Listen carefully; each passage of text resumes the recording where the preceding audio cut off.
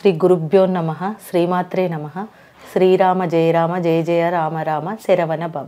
Max TV ప్రేక్షకులకు ఈరోజు నేను కూష్మాండ దీపం యొక్క విశేషాలు తర్వాత దాని నుంచి వచ్చే ఫలితాలు మీకు చెప్తున్నాను. చాలామంది ఏలినాటి శని తర్వాత అష్టమ శని అర్ధాష్టమ శనిలో ఎటువంటి పరిహారాలు చేసుకోవాలి, మళ్ళీ అదేవిధంగా వాటి నుంచి వచ్చే ఇబ్బందులు ఏంటి అని చాలామందికి అనేక రకాల అనుమానాలు ఎక్కువగా ఉంటాయి. కొంతమందికి అసలు జాతకాలు అనేటివి ఉండవు, ఏదో ఒకదానికి ఇబ్బంది పడుతూనే ఉంటారు. అది ఎందువలన వస్తుంది అని వాళ్ళు ఎంత ఆలోచించినా కూడా వాళ్ళకి సాల్వ్ అవ్వకపోవచ్చు. ఏదైనా చేసుకోవాలనుకున్నప్పుడు అసలు మీ దగ్గర ఎటువంటి జాతకము లేదు, దేని నుంచి మీరు ఇబ్బంది పడుతున్నారు ఏమీ తెలియనప్పుడు, లేదా శత్రు బాధలు, రుణ బాధలు, లేదంటే ఆకస్మికంగా జరిగే అన్ని పరిణామాలకు, అంటే ఏదైనా యాక్సిడెంట్స్ అయినా కావచ్చు, లేదంటే ఎవరైనా మీ మీద ప్రయోగం చేశారు అని కూడా అనుమానం గనక కలిగి ఉంటే గనక వాటన్నింటికి కూడా కూష్మాండ దీపం చాలా చక్కగా పనిచేస్తుంది. కూష్మాండ దీపం ప్రతి ఒక్కరూ పెట్టొచ్చండి. ఇది ఎక్కువగా రాజకీయ నాయకులకు కూడా బాగా ఎక్కువగా విశేషంగా యోగిస్తుంది కూష్మాండ దీపము. అయితే కూష్మాండ దీపంలో 19 నెలలు కానీ 19 అమావాస్యలు కానీ లేదంటే బహుళ అష్టమి అంటే పౌర్ణమి తర్వాత వచ్చే అష్టమిని బహుళ అష్టమి అంటారు. ఈ బహుళ అష్టమి గనక ఎవరైతే చేస్తారో ధనానికి ఇబ్బంది పడేవాళ్ళు, ఆర్థిక సమస్యలు ఎదుర్కొనే వాళ్ళు, వీళ్ళందరికీ కూడా కూష్మాండ దీపం పెట్టడం వలన చాలా ఇబ్బందులు తొలగి వాళ్ళకి ధనార్జన సమకూరుతుంది. అయితే ఇది 19 బహుళ అష్టమిలు గనక చేస్తే గనక ఫలితం చక్కగా ఉంటుంది.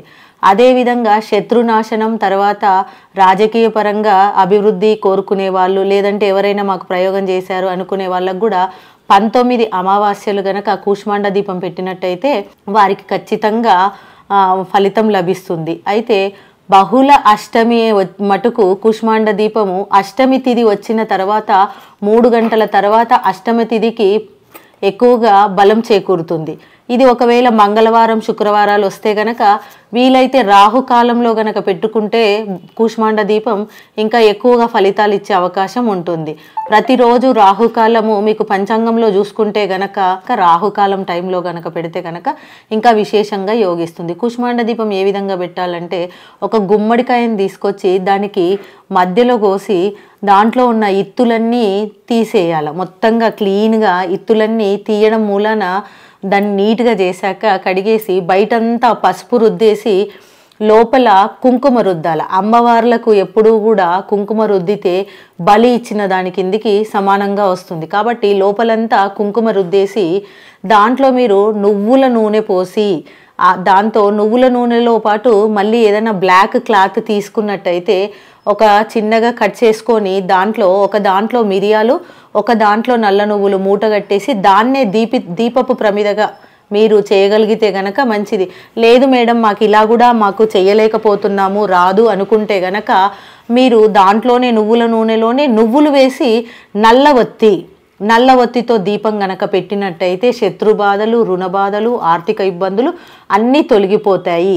ఇది శక్తి ఆలయాల్లో అమ్మవారి ముందల కానీ లేదంటే కాలభైరవ ఆలయంలో స్వామివారి ఎదురుగా కానీ కూష్మాండ దీపం పెట్టడం ద్వారా విశేష ఫలితాలు వస్తాయి.